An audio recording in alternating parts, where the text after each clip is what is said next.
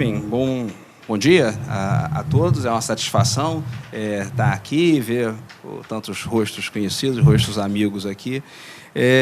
Nessa parte que me coube, vamos mostrar alguns alertas, mais do que a exposição do Código de Processo Civil, mas do que o Código de Processo Civil, o que essas inovações que nós temos aqui, o que elas podem impactar as demandas tributárias, e mais aqui a ênfase, ao invés de ser de impactar do que a gente espera que é o que ocorra de positivo, mas sim impactar qual a esfera de decisão de cada um de nós, ou seja, nós advogados de contencioso, nós advogados de empresa, o que isso daqui vai precisar ligar o alerta das atenções da gente. Para onde que eu... peraí, primeiro eu vou ter que ligar, é verdade. Primeiro ponto o que nós chamamos de demandas... Não... O que é? Deixa eu estar com alguma coisa aqui que está passando o slide, não está passando o conteúdo do slide. Não. Bem, acho que vou pedir a alguém a partir do computador ali, passe os slides, para ficar melhor que com esse apontador aqui não tem. Primeiro, ou seja, as demandas tributárias. O que nós temos de um elemento característico das demandas tributárias? Nós temos um núcleo comum nas demandas tributárias, que é a característica da obrigação tributária como obrigação ex lege. É lógico, a obrigação tributária não decorre exclusivamente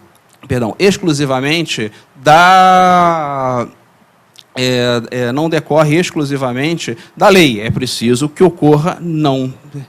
Saltou aqui quase para o final, já isso. Anterior... Isso porque se conferiu o slide antes, né? Agora tem que aparecer o conteúdo desse slide. Problemas da tecnologia. Bem, mas vamos seguindo aqui. Bem, se você não conseguir, apaga, eu vou seguindo só pelo meu aqui. Bem, as obrigações tributárias, elas... Como dá para ver, tinha conteúdo nisso daqui. Elas... primeiro, deixa eu seguir por aqui, senão a gente... se perde. Bem, o núcleo comum, suas obrigações ex lege... apaga então, desliga aqui, vamos sem o slide. Nós temos o núcleo... não, mas é no slide anterior, é no slide 3. Vamos para o slide 2. Acima dele.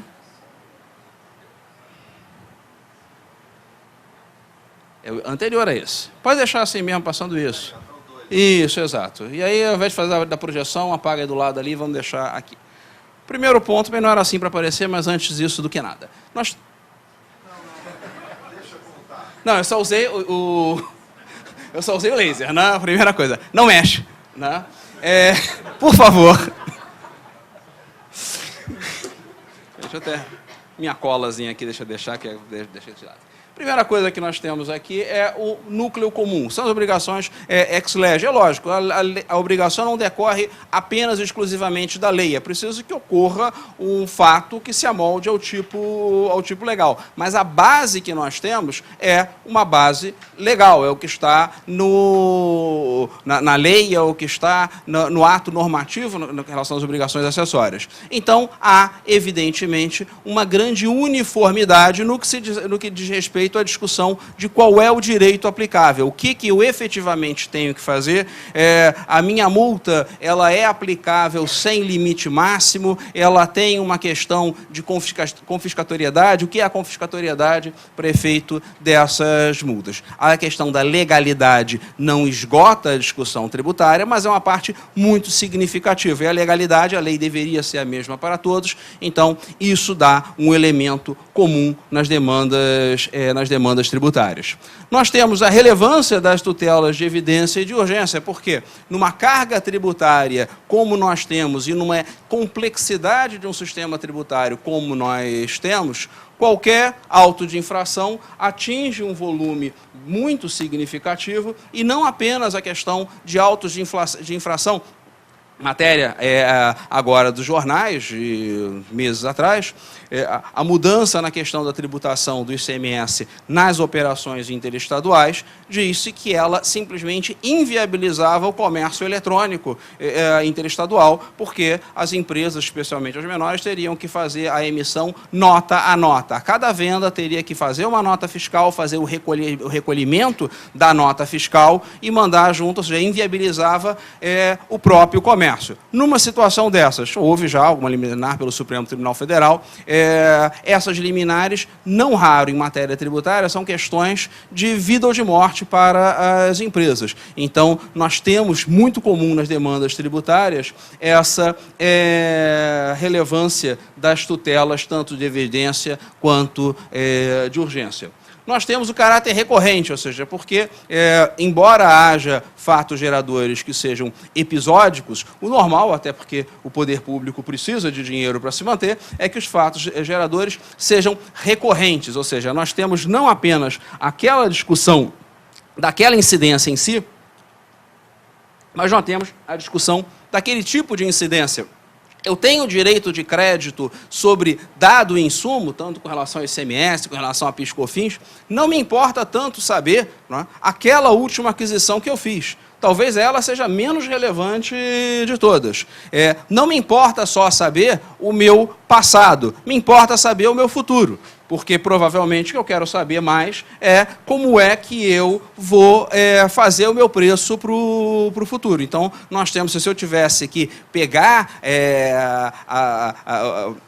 a noção de lide, a noção, inclusive, de coisa julgada, que está lá em Liebman, nas primeiras edições do Barbosa Moreira, e que já foi súmula do Supremo Tribunal Federal, dizendo que a coisa julgada no mandato de segurança de imposto de renda só fazia coisa julgada para aquele mesmo exercício financeiro, ou seja, ano a ano estamos bem, mas quando a gente vai pegar fatos geradores que são mensais, vamos fazer o quê? Uma demanda por mês, porque a declaração de obrigação jurídica é só daquele fato já ocorrido? Então, esse caráter recorrente também é um ponto muito característico das demandas tributárias, né? E um outro aspecto que nós não podemos perder de vista é a questão que nós temos uma ampla normatização no âmbito constitucional, no âmbito federal, e nós não podemos deixar de considerar, nós temos também, para vários aspectos, no âmbito local. Qual a relevância da gente saber isso? É que nós vamos ter, né, quando nós somamos caráter recorrente, questões que têm uma razoável padronização, né, nesses três níveis, ou seja, nós temos uma grande possibilidade de influência dos mecanismos de solução de massa, ou seja, dos repetitivos, dos incidentes de demandas recorrentes, né, tanto no plano constitucional, ou seja, no plano do Supremo Tribunal Federal, no plano do Superior Tribunal de Justiça, como também no plano dos tribunais locais. E a gente tem que ver em que medida isso vai se dialogar e estar atento para isso. Eu não vou nem tentar usar aqui, por favor, puserem passar para mim agora para o slide. Isso. Né? Então, vamos com calma para não correr mais riscos. Bem, a questão das chamadas demandas de massa. Que instrumentos o Código de Processo Civil traz para essas demandas chamadas demandas de massa?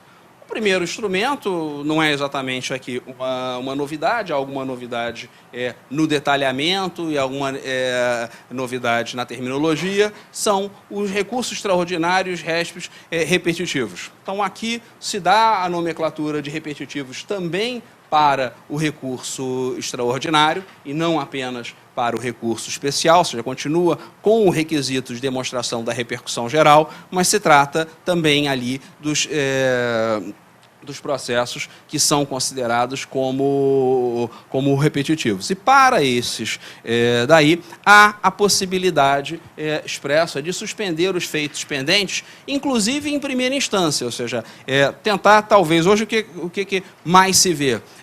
Se tem um tema reconhecido como repetitivo ou como repercussão geral, mas ainda tem repercussão geral, o processo vai andando até a terceira vice-presidência, aqui no Estado do Rio, e lá, interposto o recurso, ele fica sobrestado. Só que mesmo se são casos repetitivos, a gente fica num contrassenso. O tribunal já firmou a sua posição, aí o desembargador julga monocraticamente e a parte é obrigada a fazer um agravo interno, porque da decisão monocrática não é possível fazer o recurso especial ou o recurso extraordinário, e isso, tá, o represamento se dá apenas na terceira vice, tá, e se gera o risco potencial da pessoa que, por algum descuido, por alguma vicissitude no curso do processo, ter o seu feito terminado, a favor, maravilha, contra, né, que horrível,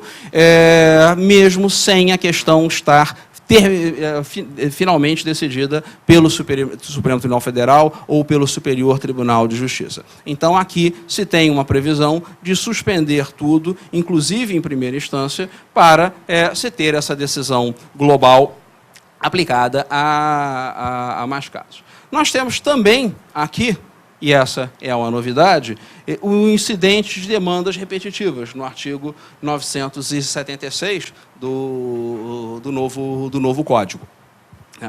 Essa figura, muitos já se têm falado sobre ela, essa figura daqui vem a procurar trazer, no âmbito do tribunal local, um instrumento para decidir de uma vez e por todas, e fazer o papel que se originariamente tinha se pensado que a repercussão geral e os repetitivos no Supremo e no STJ fariam.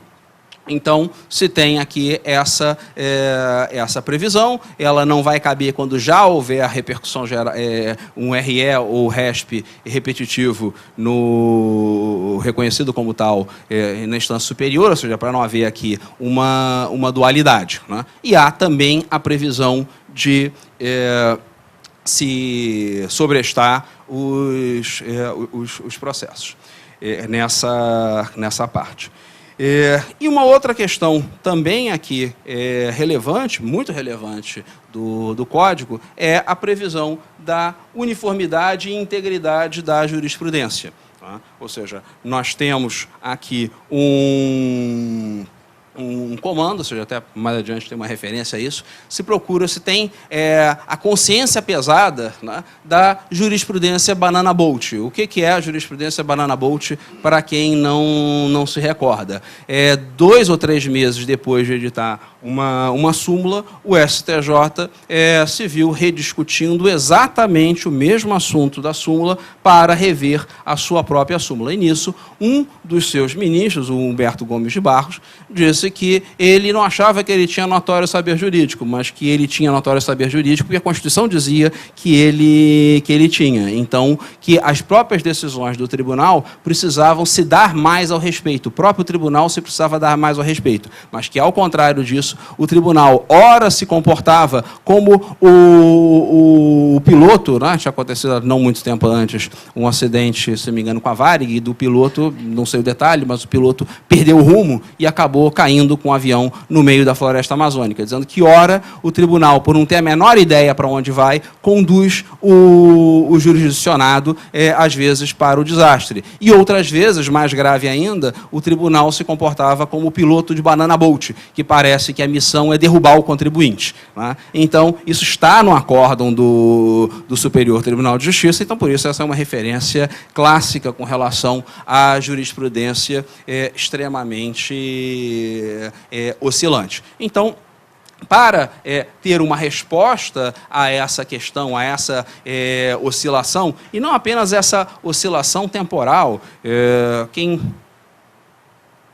fica um pouco mais próximo dos tribunais, sabe que não são raros os casos que, dependendo de qual seja a Câmara, dependendo de qual seja o relator, ou mais grave, dependendo de qual seja o assessor do julgador, que o processo cai, a decisão é no sentido A ou no sentido B. Aqui se há o comando no 926 de que a jurisprudência, que ela seja mantida com um mínimo de uniformidade e de integridade. É uma série de obrigações do julgador ligados a isso. como o nosso objetivo aqui não é de explicar o Código de Processo Civil, mas sim de ver o que isso é relevante para a prática tributária, nós primeiro estamos fazendo aqui uma passagem geral para depois um enfrentamento mais específico. Pode passar o slide, por favor? Isso. Quais são os riscos associados nessa tentativa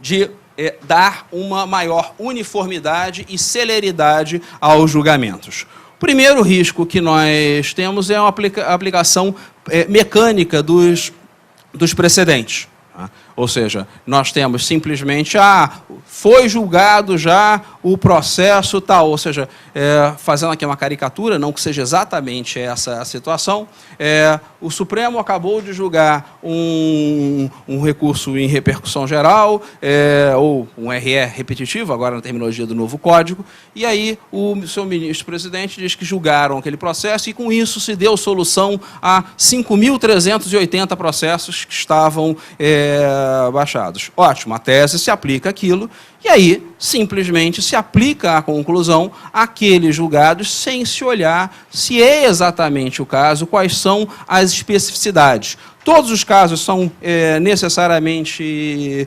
iguais. O direito tributário, obrigação ex lege, ótimo, mas não há peculiaridades dentro do caso que torne aplicável a regra tal ou a regra qual. Né? Então, essa aplicação mecânica dos precedentes, ela é um risco, né? Como o professor Greco e o professor Paulo César falaram nas explicações anteriores, não usaram essa expressão, mas é uma piada antiga, que é o sonho dos ministros do Supremo e do STJ, a súmula zero, descabe o recurso especial extraordinário, ou seja, aquela de simplesmente se limpar as mesas, se limpar os caninhos, baixando com o máximo possível de processos com a aplicação do precedente. Mais adiante, a gente, passando um pouco para exemplos, a gente vai tornar um pouco mais concreto esses riscos. Mas eu ainda era mais adiante, mas não era para passar agora, porque eu ainda não tinha lido o outro. Então, se você puder retornar para o slide anterior, obrigado. E a outra é a generalização de particularidades do caso julgado. Não é raro, ou seja, quando nós temos essa situação, o que se faz? O que é esse instrumento do repetitivo, esse instrumento do incidente de demandas repetitivas? Você pega, a partir de um caso particular, e se tenta julgar a tese jurídica, ou seja, se tenta dizer qual é o direito em tese, ou seja, um controle objetivo em cima de um controle subjetivo. Essa que me parece, a teoria. Se eu tiver errado, certamente serei corrigido com bastante educação e delicadeza, porque somos todos amigos, mas me parece que essa é a visão. Agora, o que acontece? Será que essa passagem do caso particular para o caso geral, não há um risco de se extrair especificidades que não compõem necessariamente a generalidade dos casos? Só antecipando, para não ficar muito abstrato, um exemplo que poderia ser dado num outro slide, que tem uma chamadazinha exemplos, né? A questão do julgamento pelo Supremo Tribunal Federal da tributação de controladas e coligadas no exterior. Tá? O Supremo julgou aquilo dali, trazendo junto, julgou o Madin, mas trouxe junto da relatoria do voto, que foi o voto decisivo, porque final, e aí na contagem das maiorias foi um voto, né, como todos os outros, foi decisivo do ministro Joaquim Barbosa, mas por ser o último acaba sendo um pouco mais relevante. O processo que ele trouxe junto era de uma cooperativa agrícola que criou uma subsidiária integral nas Bahamas, paraíso fiscal, e exportava toda a sua produção agrícola para essa subsidiária nas Bahamas, que disse que não tinha assinada por lá, e a partir das Bahamas revendia mundo afora. Né? Essa é uma estrutura que facilmente dá uma primeira impressão de que é um abuso de formas ou uma fraude mesmo, porque não havia densidade operacional nas Bahamas, tudo era feito a partir do Brasil. Será que essa visão geral de controlada e coligada no exterior como instrumento de burla fiscal contamina? o precedente que vem a se trazer, esse é um risco e que nós vamos, é preciso se estar atento. Próximo slide agora, por favor. Com relação à aplicação mecânica dos precedentes. Nós temos aqui o risco da simplificação do julgamento, ignorando as particularidades relevantes do caso. Eu, recentemente, fiz um artigo, ainda não publicado, num livro organizado pelo Tribunal de Justiça e também pela Comissão Especial de Assuntos Tributários da OAB, examinando a jurisprudência tributária do Tribunal de Justiça aqui do Rio de Janeiro. O tema que me coube foi a questão da prescrição e decadência, na verdade, um tema mais específico, que é a decadência do lançamento de glosa de créditos tributários. Não vou entrar nesse ponto específico, mas a discussão sobre decadência e homologação de lançamento do direito tributário, ela, mais ou menos na doutrina e na jurisprudência, parece ter um núcleo de uniformidade, que é, se nós estamos falando de um tributo sujeito ao lançamento por homologação, o prazo é de 5 anos e o contribuinte pagou e declarou, pagou o que ele entende devido e declarou aquilo, o prazo é de 5 anos contados do fato gerador. Agora, se não é um tributo sujeito ao lançamento por homologação, se o contribuinte não pagou coisa nenhuma ou não declarou aquilo dali, o prazo vai ser de 5 anos a contar de 1º de janeiro do ano subsequente. Tem mais peculiaridades, tem mais detalhes do que isso, a coisa é um pouco mais, tem mais complicações do que essas daqui, mas vamos deixar só nesses pontos. Quem faz uma pesquisa na base de dados do Tribunal de Justiça do Estado do Rio de Janeiro, vê a tese absolutamente uniforme, parece que o assunto está completamente pacificado. Realmente ele está pacificado, só que não se estabelece nenhuma nuance entre os casos. Então, um dos julgados que tem ali diz, porque aí diz expressamente o nome da empresa, o Macro Atacadista, quem é um pouco mais velho lembra bem do Macro, ou seja, um grande supermercado, meio atacadista, era uma empresa de um porte grande. Eu não sei que fim levou, não sei se continua existindo. O julgado afirma, simplesmente, que o Macro não declarou ICMS nenhum e não recolheu ICMS nenhum. Ora, então, nesse caso, ele aplicou corretamente. Mas quem conhece um pouco de ICMS acha que essa é uma afirmação pelo menos implausível, né? Uma empresa de grande porte simplesmente passar um período de apuração sem declarar absolutamente nada, né? Então, há um risco. O risco de simplificação, ele envolve o quê? Ele envolve, em grande medida, que o tribunal simplesmente afirme que estão presentes nos casos, o que é o pressuposto de aplicação da norma jurídica ou da norma jurídica densificada pelo precedente, e isso simplesmente se passe batido. Se vê isso várias vezes, eleger quais são os pontos significativos da controvérsia, por que aquele caso especial, ele é efetivamente um caso especial, ele contém alguma particularidade e que ele não entra simplesmente na massa dos julgados, esse é um risco, essa é uma necessidade que os advogados precisam estar bem atentos, seja para jogar luz no que interessa para distinguir, seja para jogar luz na regra geral, para que se aplique, então, a regra geral e não se olhe um elemento ou outro de distinção. O Código, ele estabelece uma garantia contra essa aplicação mecânica, essa maximização, né, do Ctrl-V, Ctrl-C, Ctrl-V, né, do copy-paste das decisões, estabelecendo no artigo 489, parágrafo 1º, o professor Paulo já fez a menção a esse dispositivo, e lembrando da enorme resistência que se teve dessa pormenorização do que vem a ser fundamentação da decisão judicial e o que não se considera fundamentação da decisão judicial, dizendo que a referência a precedentes.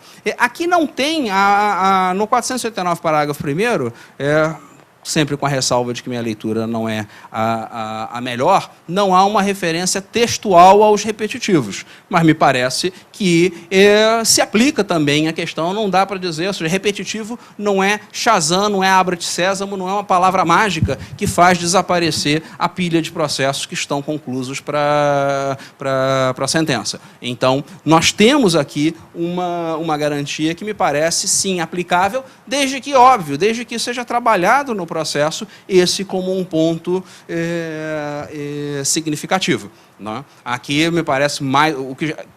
Também, aqui, eu já até fiz um recurso, mas recurso administrativo na esfera federal, invocando o 489, parágrafo 1º, dizendo que ele, na verdade, é uma mera norma interpretativa do que é fundamentação de decisões e dizendo que a decisão recorrida, no caso, era nula. Não foi julgado ainda, não tive resposta a essa argumentação. Mas me parece aqui que nós tenhamos aqui não apenas como uma regra cogente, no sentido de que é uma regra que comanda uma conduta que é obrigatória. Que me parece aqui que nós temos uma regra que interpreta o que é um mínimo de fundamentação, porque simplesmente se dizer que a jurisprudência está consolidada e se colacionar algumas ementas e que, na verdade, serviria só de respaldo a dizer que a jurisprudência está consolidada e depois saltar automaticamente para, portanto, julgo procedente ou julgo improcedente,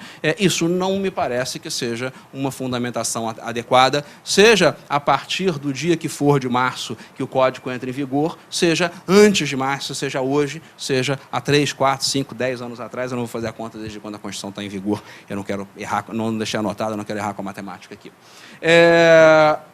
E outra questão que também é bastante relevante é a oportunidade de atuar nos repetitivos e nos incidentes de demanda repetitiva. Por quê? Já que a sorte será lançada, já que a sua causa será ganha ou será perdida, não no seu processo, não, em grande medida ela será ganha ou será perdida, não no seu processo, mas num outro processo, tá? Nós temos aqui no Código uma possibilidade, uma ampliação bastante significativa da atuação de amicus curiae, de figuras de intervenção de terceiro nesse julgamento. Nós temos que lembrar que, enquanto o Supremo Tribunal Federal, historicamente, é bastante flexível com relação ao ingresso de amicus curiae nos recursos ordinários, em ADIM também, mais recentemente restringiu um pouco, mas me parece que a tendência histórica é ampliativa. O STJ não tem esse histórico. Há uma demanda, uma situação significativa, um leading case muito importante, especialmente para as empresas de telecomunicação, que foi julgado no dia, na sessão de julgamento, o presidente resolveu que, pela relevância, ele ia dar a palavra aos amicus curiae e resolveu, então, fazer o seguinte: tinha um para cada lado, então deu 7 minutos e meio, não foi? Para cada um. Isso é decisão ali, na hora, ad hoc. Ninguém sabia disso antes, tinha sido feito o requerimento, mas o histórico era de indeferir. Deferiram lá por que critério? O critério foi a cabeça do presidente, que resolveu fazer aquilo na hora e podia resolver não fazer. Então, agora nós temos uma situação melhor, e nas esferas estaduais não existia a demanda repetitiva, mas o histórico de amicus curiae é menor, talvez por questões do reflexo menor das discussões. Decisão, esse controle meio que objetivo, vai ser basicamente o quê? Vai ser no incidente de inconstitucionalidade ou nas ações de controle concentrado, mas são ações que estão voltadas a normas estaduais. O que diz respeito à norma federal, bem, é passagem, né? Declarou inconstitucional, não declarou, o processo não termina ali, o processo continua seguindo para o Supremo STJ. Mas aqui se tem, com esse relevo maior, nós temos aqui essa oportunidade de trabalhar nesses incidentes. Tá? Passar agora para o próximo. Bem, Confiar nos precedentes? Nós temos aqui o primeiro exemplo que eu já falei. Nós temos a questão da jurisprudência banana boat, ou seja, o precedente, a jurisprudência, ela é uma, depois muda, essa excessiva oscilação da jurisprudência. O que isso significa? Mais do que a decisão do caso, se favorecer a mediação, os acordos, então como que alguém decide que, olha, nós não vamos mais recorrer, nós vamos fazer acordo, nós vamos pagar essas obrigações, esse tipo de litígio, seja tributário ou não tributário, porque a jurisprudência se consolidou nesse sentido. Tá? E daqui a pouco, a jurisprudência deixou de consolidar-se naquele sentido. Ou seja, nós temos um sistema que induz a litigiosidade. Tá? Como é que você assume a responsabilidade de dizer, olha, vamos poupar os recursos, vou parar, sou advogado interno de uma empresa, vamos parar de gastar dinheiro com advogado, porque para acompanhar o processo precisa gastar dinheiro com advogado, vamos tentar fechar o acordo, ou é um ente público, vamos propor um acordo para liquidar com esse tipo de situação, vamos deixar de recorrer. Como é que você toma essa decisão se daqui a 6 meses, 1 ano, vem e se muda a posição com relação a esse assunto? Então, nós temos aqui essa questão, e o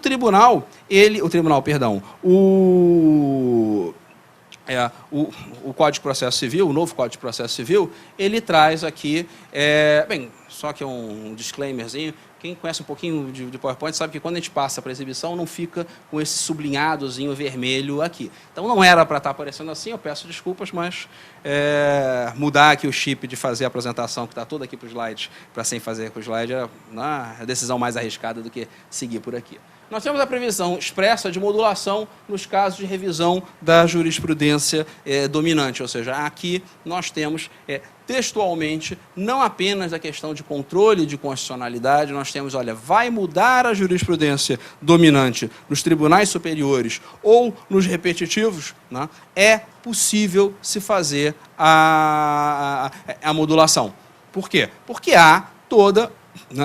Me parece aqui que esse código deixa claramente a jurisprudência ou precedente como uma norma jurídica primária. Ele é o precedente jurisprudencial, agora não é apenas um poder de influência, ele é norma jurídica direta, porque ele é aplicado de maneira cogente. Então, essa mudança, se ele é norma jurídica, quando ele mudar para o passado, nós estamos aí resvalando na proibição de retroatividade das leis. Então, nós precisamos sim, ou seja, aquela visão, não, você não pode modular porque é a lei. Não, o precedente é lei também, como a que é aprovada pelo Congresso Nacional ou pela Assembleia Legislativa. Talvez ele seja até mais lei, porque ele tem uma cogência, uma eficácia maior, porque se tiver discussão, você vai para o judiciário com uma tendência muito maior de ter uma solução mais rápida e mais contundente contra quem descumprir o precedente do que contra quem descumprir a lei em si. Então, nós temos aqui uma previsão expressa dessa modulação. Mas essa modulação, ela vai ser dada não caso a caso, ela vai ser dada na revisão dos precedentes. Então, a atenção com relação à formação dos precedentes, a formação dos repetitivos e das demandas de dissidente repetitivo, ela precisa se dar também quanto às suas revisões. O Código prevê que se abra, que se comunique ao maior número de agentes para que haja aí uma discussão informada dos fatos. Textualmente, me parece que não há uma referência às decisões dos tribunais de justiça, dos tribunais estaduais. Tribunais regionais federais, me parece mais ou menos claro que não precisa, porque a matéria sendo federal, ela sobe já ao Superior Tribunal